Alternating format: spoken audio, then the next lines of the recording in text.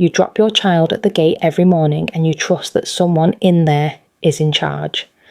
But when something goes wrong, a decision you don't agree with, a rule that feels unfair, a phone call you didn't expect, most parents discover they don't actually know who made the call. Was it a teacher, the head, some board of governors you've never met, a trust office in another town? Today we map the chain of command behind the school gate, who runs the day, who they answer to, and where, exactly, the buck stops. Here's the thing the system never spells out for parents. English education law splits a school into two halves. On one side, strategy, the big picture, the vision, the budget. That's the job of the governing body in a council school, or the trust board in an academy. They're the accountable corporate body. Think of them like a board of directors. On the other side, operations, actually running the place day to day. That is the legal job of the head teacher. And the law is deliberate about keeping these apart. The board is told to stay strategic and not get dragged into daily operations or micromanage the head. So already you can see the trap. The people you can vote adjacent to, the governors, are told to keep their hands off the daily running. Hold that thought. By law, the head teacher is responsible for two things: the internal organisation, management and control of the school, and the educational performance of the school. In plain English, running the staff, running the day, and driving results.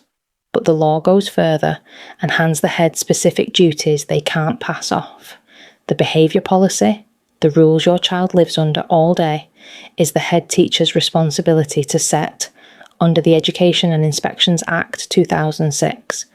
They have to shape it around a statement of behaviour principles. The board lays down, but the policy itself is the head's job. And it's a duty they cannot delegate to anyone else. And here's one a lot of parents don't realise: only the head teacher can suspend your child or permanently exclude them. Not a deputy off their own bat, not a teacher, only the head or an acting head. When they do, they're meant to apply the civil standard, more likely than not, and be lawful, reasonable, fair and proportionate. This is the question that matters when you're trying to get something changed. Who directs whom? The answer: the board directs the head teacher, not the other way round. The head runs the day and advises the board, but by law the head teacher must comply with any reasonable direction the board gives. The head is strictly accountable to that board for everything they do.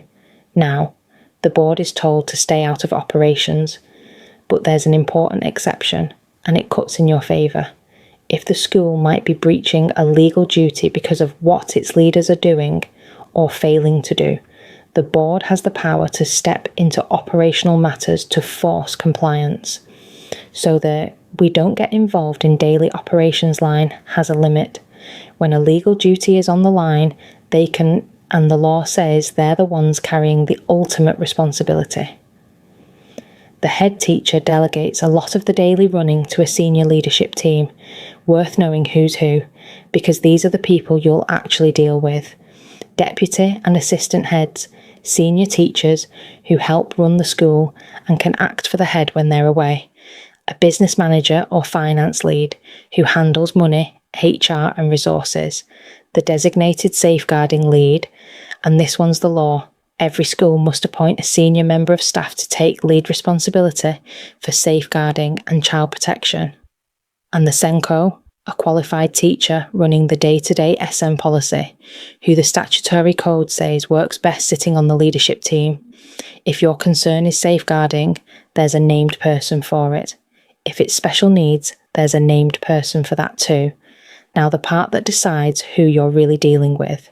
In a council-maintained school, the head teacher runs the day and answers to the school's own governing body, local volunteer governors. In a single academy trust, much the same. The head answers to that academy's board of trustees, who hold them to account for performance and for spending public money. But a multi-academy trust is different in kind. It is one legal organisation running many schools. At the top sits a CEO who runs the whole trust day to day and answers to the central board of trustees for every academy in it. Your individual school is run by a head of school, often focused on teaching and learning, while the central trust handles money, HR and buildings. And here is the line every parent in a MAT should know, that head of school is line managed by the trust's CEO, a corporate executive, not by your local governors and not by parents. The friendly, local governing committee may have far less power than the title suggests, so let's make it useful. The board's job is to set the direction, watch the budget, and hold the head to account on results by looking at data and asking hard questions, not by making decisions about your child's afternoon. That's the board's strategic role as the official guidance frames it.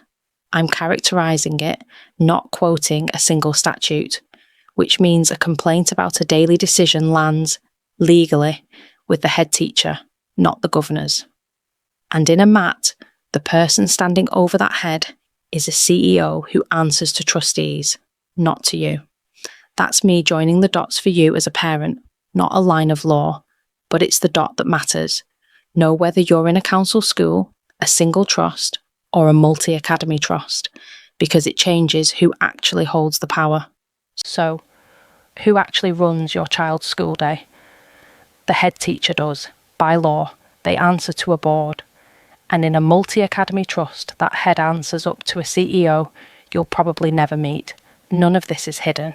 It's just never explained. Next time, we follow the money. Who controls a school's budget and who's allowed to ask where it went? If knowing the chain of command made the fog lift even a little, subscribe. We're mapping this whole system, one piece at a time, so the next parent walks in already knowing.